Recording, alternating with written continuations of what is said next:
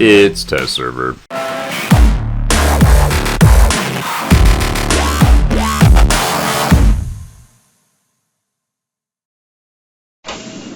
What's up, everybody? Welcome back to another very salty edition of the Center Beacon. This episode, we are going to talk about what's next for War Robots. That means Test Server 3.7.2 in this case. Primarily, we're going to talk about the Bulwark. We have some other things on here that we've covered in other videos. Some things I've not yet covered, like the Raven. We're going to talk about that in its own super special, separate video. Folks, we have a new sponsor here on the show. I'd like to extend a hearty welcome to Larry's Fish Balls and Lizard Testicle Emporium. That's Larry's, supporting all of your exotic pet needs since 1987.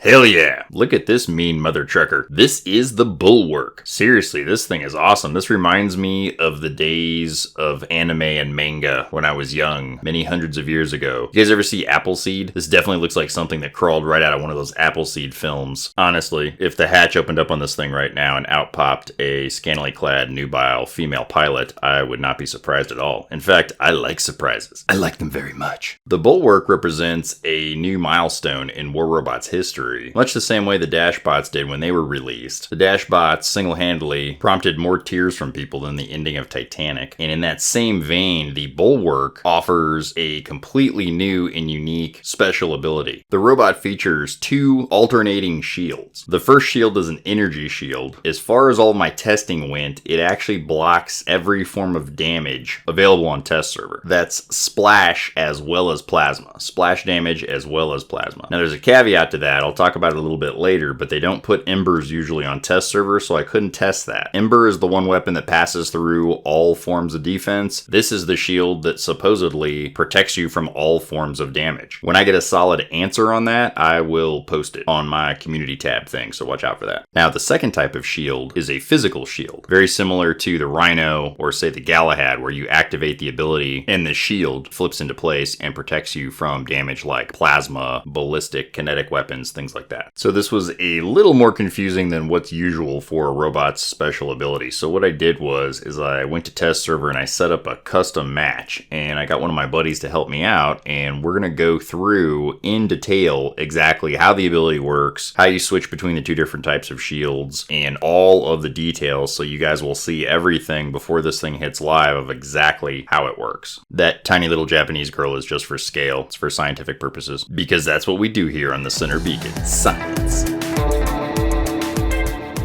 So first up, I got a Raven here. Remember, Raven's going to get its own video, so don't worry your pretty little heads about it. Real quick, there's a circle on the ground surrounding all the beacons. That's a new change for 3.7.2 coming up in update 3.8. A circle to let you know where the capture area is. That's not going to get its own video because that would be silly. I just explained it to you. Also, the reload button is back, so stay tuned for my 24-part series on the reload button. I called up a couple friends to help me out with this, and after they said no, I finally found this guy. This is my good buddy Bush Doctor. Some of y'all may know him. He's a great guy. He volunteered to help me out with this, so very appreciative of his efforts here. Otherwise, I could not have done this because, as surprising as it may seem to y'all, I don't play with myself. So to start things off here, we're just going to demonstrate the special ability on the Bulwark. When we get to some later clips, I'll show you what it looks like on your screen when you click the little button. There's the energy shield. See that little disco ball on top of his head there? If you see the disco ball light up, it means it's party time. That is the energy shield, the all-powerful, all-protecting energy shield. And then when you click the button again, you get the physical shield. So it's one or the other. They alternate. You can't have both, but the energy shield is the one you want. The energy shield will protect you from all forms of damage. Shield of our ancestors, protect us. That's what it's going to say every time you click that ability. Sorry, it's just, I didn't design it that way. It's just what the developers decided to do, and it's going to say that every time. So if you hear that, that's Pixonic. That's not me. So here's me doing my little test fire. Where are my buttons at? Let me click my buttons. I use a controller because I have really big hands. We don't need to talk about that anymore. So there we're just testing the fact that the energy shield, you see the little balls glowing, that means your energy shield's on. The plasma indeed will not go through the energy shield. There it's absorbing the splash. Splash and plasma. You are protected. This thing is a tank. This is crazy. Now for my money, this is not the way that I would have gone with this thing. Personally, I would rather have seen you get an energy shield as we normally understand them. The Ansel shield concept. It protects you from kinetic weapons and and then you alternate to a physical shield that protects you from like plasma and,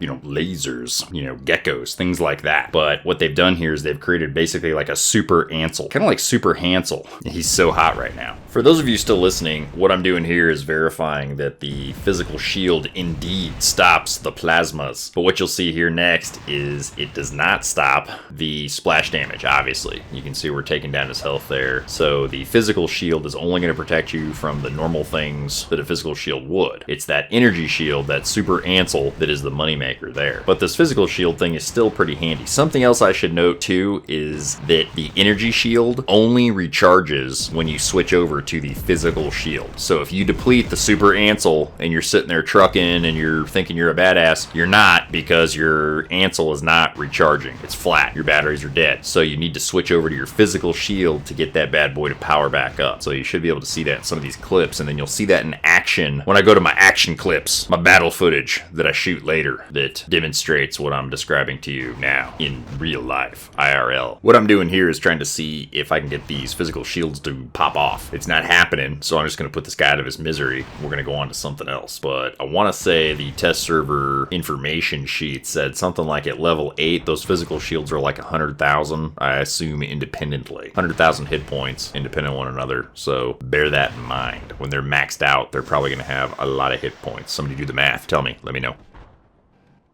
What we're going to do here is demonstrate the area of protection that the physical shield represents on the Bulwark. So I'm going to show you the vulnerable spots. So it's not like some of the shields that kind of offer some wraparound protection. It's primarily located in the front there. You can pretty much see it here in these clips. If you get into the sides, the back, what I like to think of is the armpit of the robot. I don't think they have armpits, nor do they use deodorant, but I feel like they should. You can see I'm getting in the squishy bits there, getting all up in the meaty under bits, taking chunks out of the health. Again, reminder, the energy shield is not on. The Super Ansel, or as I like to think of it, the Super Hansel, is not engaged right now. So this guy's totally vulnerable unless you were hitting him in those physical shields. Splash, plasma, getting him in the keister here, all vulnerable, all totally susceptible to all forms of damage. It's only up here where this physical shield is that you can actually absorb some of that damage, where the shield itself takes the hit. And you see I'm kind of probing the, I'm not sure if I should use that word probing, but I'm kind of probing the boundaries of the shield there. You really got to be right on it in order to deflect that damage and protect the robot. Even if you're just a little bit off to the side of it, you're golden. You're going to get in there, you're going to land your damage. I would be remiss if I did not take this opportunity to thank my good buddy Bush Doctor for his help and assistance in the creation of this video. Thanks to him, I was able to clearly demonstrate all the nuances of this new robot and its special ability, and I'm very appreciative of that. I will link to his channel at the end of this video, so make sure you check that out. Alright, the disco ball is on. My name's Rod, and I like to party. Folks, if you like what I'm doing here on the center beacon, then please allow me to shamelessly take this time to request of you that you subscribe, like, and interact with my videos in all the various ways. Making comments, sharing is always nice, telling your friends, harassing your parents, putting notes in your neighbor's mailbox. These types of things help me do what I do. So if you enjoy these things and you're like, man, I wish he'd make more of these, then you know what to do. You might have noticed, but I put a lot of time into these videos. I'm not releasing these things on a hourly basis. You normally only get 1 or 2 at most a week from me. Spend a lot of time on these things, and I hope you appreciate it. And if you do, please like, subscribe, comment. I cannot express to you how much I appreciate that and what it means to me. Now, this is the first footage that I captured with this thing. This is my first run live in the Bulwark. Pretty obvious in the video. I don't know what the hell the 2 shields do. I'm still kind of figuring it out in this one, but it was good because it's ended up being a really excellent example of how to use this thing and just how damn tanky it is. You can see there's some fellows over there. They got some trebs. They got some fluxes. There's guys over there. They are going to repeatedly try to flux on me, and I'm just not having it. Now, right now, that's being absorbed by the physical shield. My energy shield is down, and he's not hurting me because my physical shield is up and my energy shield's recharging. So you can see the little icon off to the right there. It looks like an energy shield grid thing. That tells you if you click on it, you activate the disco ball of awesomeness and engage your Super Hansel. So over here, I'm just kind of chilling. I got some targets down here, and really I'm kind of amazed at like the fact that no one can stop me right now. This guy's trying to flux me again, and I'm so dumb at this point that I don't realize I should have the energy shield on. It's fully charged. charged, it's ready to go. I'm also taking this opportunity to check out the new firing mechanics on the Trident. Honestly, I'm not really sure what the hell's going on with the Trident. It's like it shoots more now or something. Not really sure. Maybe one of you could tell me or make a video that I can watch so I can then later explain it to everyone else. Just seems to be shooting more. I don't know. Folks, as we often do here on the Center Beacon, we are going to wade into the depths of controversy, aka controversy. And I'm just going to go ahead and say that you're going to want to get one of these and you're going to want to put 2 embers on it. Now, like I said before, embers aren't available on test server always, but this thing with embers is going to be unstoppable. I know people are going to complain. I get it. I already said how I think that this robot could be better balanced, and this is maybe a little bit too powerful, but chances are it's not going to change. Chances are it's coming alive, and chances are it's going to be pretty incredible to run. So I just want you guys to be prepared for that. Get yourself a couple of embers ready and save your resources. You're going to want one of these. If you haven't noticed the pattern here, these things are following the same example of the weapons. You're getting like a light, medium, and heavy version of all the weapons. This is almost like, this reminds me of like a super carnage. Kind of like how the Pursuer is a super stalker, and you've got the Inquisitor is almost like a super lance. It's like a lance that flies. You know, you got a lot of these examples of robots that are a better version of the original, the classic robot. The Raven is another one. It's a super griffin. So I'm not necessarily entirely crazy about that concept, but I can kind of see what they're going for with the classic robots are going to be like the starter robots, and then these are the more amazing like pro level robots. So like it, love it, hate it, don't shoot the messenger. I'm just telling you, if this thing goes to live anywhere near the performance level that it sits currently on test server, it's going to be absolutely devastating. With 2 embers on this thing, I mean, good lord. You can see it in the clip here. I'm gonna walk all the way across this thing and get up in their spawn with crappy tridents. If I had embers on this thing, it would be absolutely catastrophic for the red team. As you can see here, blue team's already on a spawn raid, so I'll finish toying with this guy and I'll get my big fat booty over here and do something I probably rarely ever do on live, and that's capture a beacon. I'm just not a good team player. I'm just kidding. I'm a good team player. You guys have seen some of these videos. I've definitely... Nah, not really. I don't think I do, man. I mostly play solo. I'm out to get mine, as the gangster rappers say. Shield of our ancestors, protect us. Disco ball time. Life is good. Man, I really wish this thing had a dash function. I'm just kidding. Stop with the hate. Stop it. Seriously, stop. I'm kind of creeping up on their right side here. This is going to be so good. Kind of feel like we need some creeping music. DJ, spin that record if you would, please. I'm just kidding. I don't have a DJ. It's just me and a bunch of pirated music. It's not pirated. Or is it? Oh yeah, getting beacons.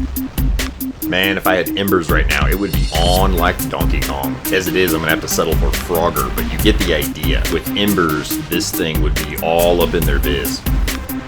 For the 6 or 8 of you that think I'm amusing, you should hear me after I've had a beer or 2 in me and I'm live streaming. Look out for that in the future, by the way. The near future, I'll be live streaming Sleep in Fear.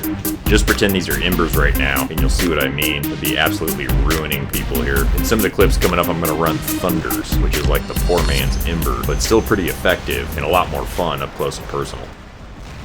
Dang, that wasn't personal, I swear. Okay, group therapy time is almost over for this video. So what I'm gonna do with these last few clips, last couple of minutes, is just show you the awesome firepower and tanking madness of this thing. Basically just running in here and going point blank with these Thunders. I should have the energy shield on, I don't. I was still figuring out what was what with this thing, but it didn't matter with that kind of firepower and those kind of hit points. So in this last clip, what I'm gonna show you here is the Bulwark as a support robot. So with the energy shield, not a lot anybody here can do about me, and I'm shielding all of my buddies over here. Now apparently the shield may be blocking friendly fire. I'm not totally sure. I looked at these clips. Maybe you can pick it up. Let me know in the comments if you're seeing it block friendly fire, but I did hear about that. I'm sure that's probably not intended, and it's like if you remember back in the old days, the Ancels actually used to block friendly fire back when they were terrible, or terrible, as the French say.